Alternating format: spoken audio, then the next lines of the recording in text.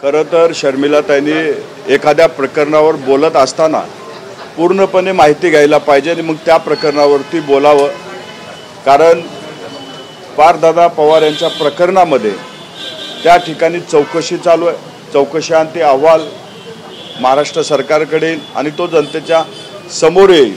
कारण आम्हाला पूर्ण विश्वास आहे की त्या ठिकाणी कुठल्याही चुकीच्या पद्धतीचं काम झालेलं नाही, म्हणून त्या ठिकाणी पार्थदादावरती गुन्हा दाखल झालेला नाहीये। परंतु उतावीळ नवरा गुडघ्याला बाशिंग या म्हणीप्रमाणे त्याच्यावरती त्यांनी प्रतिक्रिया दिलेली आहे। प्रतिक्रिया देत असताना खरं तर त्यांनी त्या प्रकरणाची पूर्ण चौकशी करायला पाहिजे होती, त्याच्यावरती उत्तर द्यायला पाहिजे होती। आता कुठल्याही गोष्टीचं कंपॅरिझन हे जर स्वतःसोबत करणार असाल तर ते चुकीचं आहे। एकीकडे महाविकास आघाडीमध्ये आता खूप पटत दिसते। सामनाने टीका केलेली आहे तर काँग्रेसने आत्मपरीक्षण करावं, ज्या प्रकारे बिहारमध्ये झालंय त्या प्रकारे टीका केली आहे संजय राऊत। महाविकास आघाडी अनेक दिवसापासून फुटीच्या उंबरठ्यावरती आहे। अनेकदा त्यांचे मतभेद इतक्या टोकाला गेलेले आहेत की काही हॉटेलमध्ये मारामारीपर्यंत त्यांची प्रकरणं गेलेत असं आम्हाला ऐकायला आलं होतं। आमची एवढीच इच्छा आहे की भविष्य काळामध्ये महाविकास आघाडीमध्ये महाराष्ट्राची जी संस्कृती आहे ती तशीच राहावी, त्यांच्याकडून कुठे एकमेकाला मारहाण होऊ नये एवढीच अपेक्षा आहे।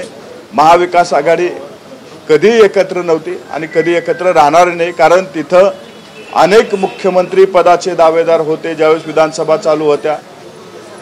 आता या निवडणुकीमध्ये अनेक तिथं वेगवेगळे दावेदार निर्माण झाले, त्याच्यामुळं ते एक दिलानं एक मतानं कधी राहू शकणार नाहीत।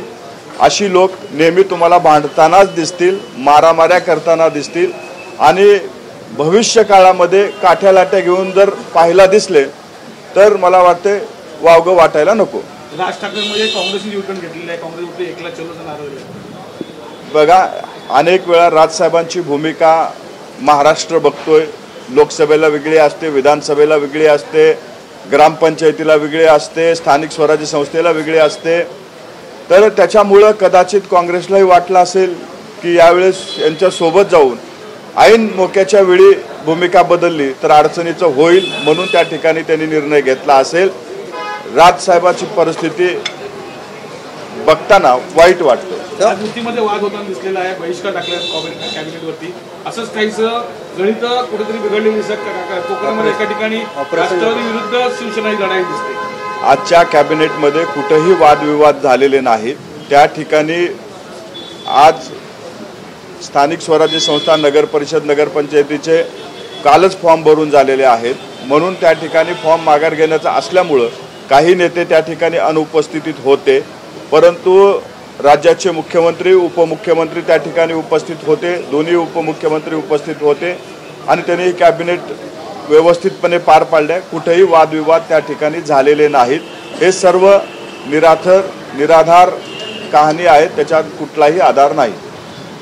सर, बारामती सोसायटीच्या बाहेर काही बाणामतीचा प्रकार झालेला दादांच्या असं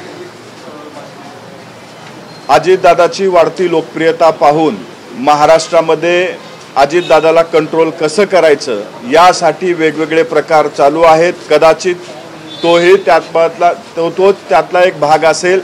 अजितदादा महाराष्ट्रातल्या करोडो जनतेच्या आशीर्वादानं आज या ठिकाणी समाजकारण करतायत, राजकारण करतायत।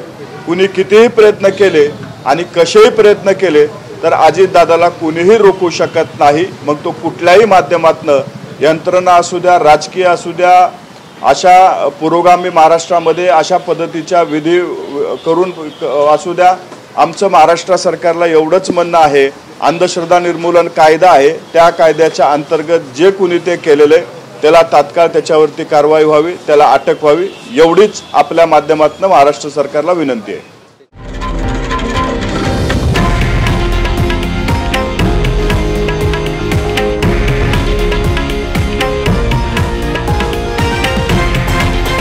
हे आहे देशातील नंबर 1 न्यूज नेटवर्क आणि आपण पाहत आहात TV9 मराठी, एकमेव।